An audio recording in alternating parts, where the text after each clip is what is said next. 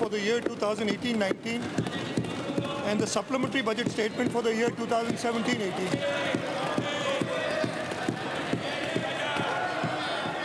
Sindh assembly में बजट नामंजूर के नारे गूंजते रहे।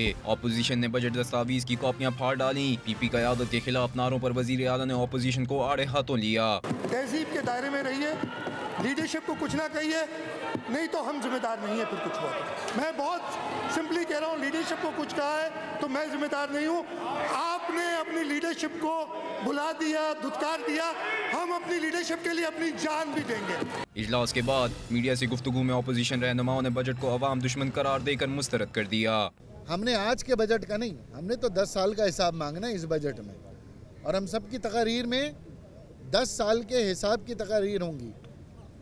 ये 3 महीने का आप बजट दे रहे हैं और उसके बाद अगली हुकूमत आएगी और फिर वो बजट देगी तो अगली हुकूमत आपकी नहीं आएगी।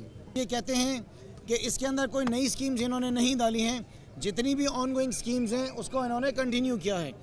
तो सवाल ये है कि जो पिछले 5 साल से इनकी ऑनगोइंग स्कीम्स थी उससे क्या सूबे सिंध के लोगों को कोई फ़ायदा हुआ है? आवाम का पैसा जो यहाँ पे उसकी बजट जो यूज़ हो रही है इससे कुछ भी नहीं होगा।